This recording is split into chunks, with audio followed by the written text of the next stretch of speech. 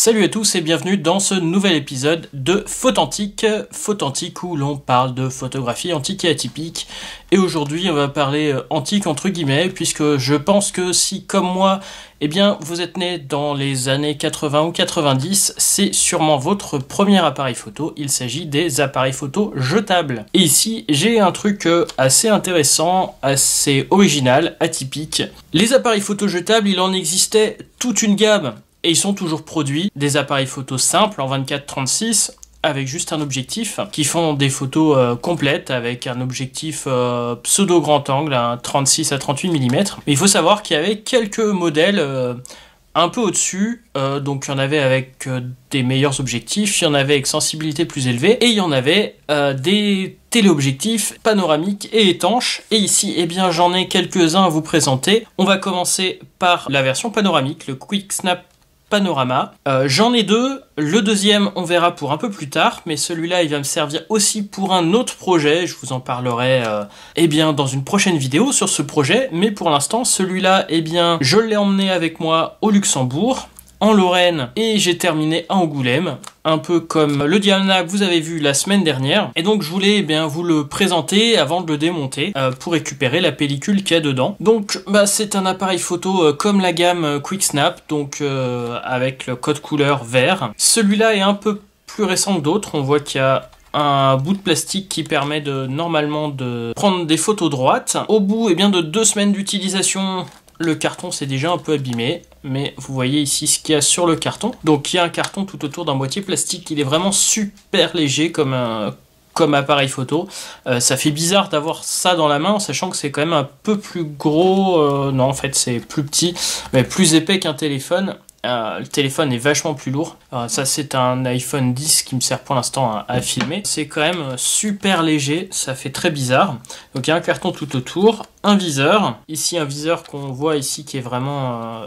J'essaierai de filmer avec le téléphone dedans, mais on n'y voit quasiment rien. Il est vraiment rikiki et vraiment de forme panoramique, vu que c'est l'appareil photo panoramique. Au-dessus, comme la plupart des appareils photo, donc si vous n'avez pas connu, on charge ici et dès que c'est prêt, on prend la photo ici. De l'autre côté, eh bien, le compteur de vue. Ici, bien, je l'ai terminé, c'est pour ça que je fais la vidéo maintenant. Donc, il est à 0. De l'autre côté, eh bien, on voit donc son objectif qui est un 31 mm f11 cette fois-ci, donc légèrement plus grand angle. Pour un panoramique, je m'attendais à plus grand angle que ça. Et puis l'autre côté du viseur.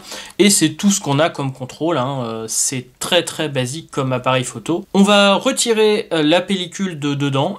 Et comme vous voyez la date de péremption 2007, on est sur vraiment les derniers modèles des appareils photo jetables panoramiques, puisque très rapidement sont apparus ensuite les appareils photo numériques. Donc tous les appareils photo jetables un peu évolués ont disparu.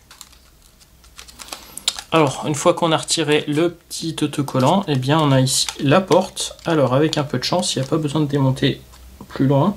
C'est un peu la surprise.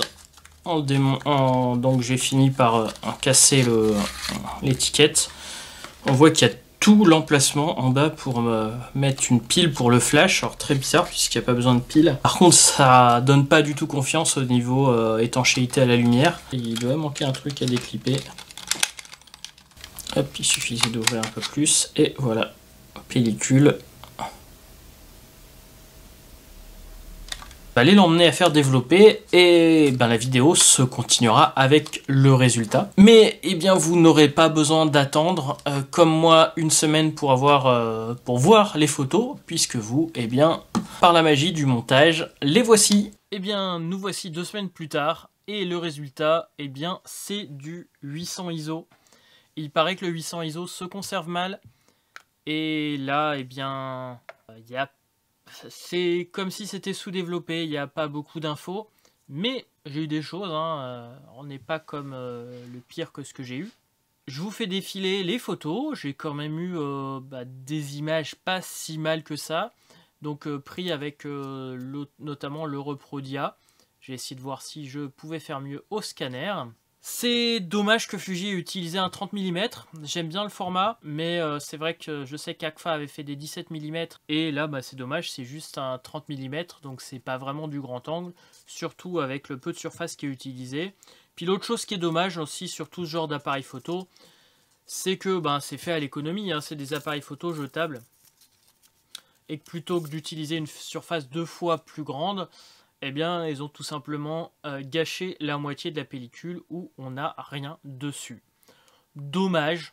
Après, voilà, j'avais prévu de faire toute une série sur les jetables, et il était important, je trouve, notamment de parler de ces jetables panoramiques.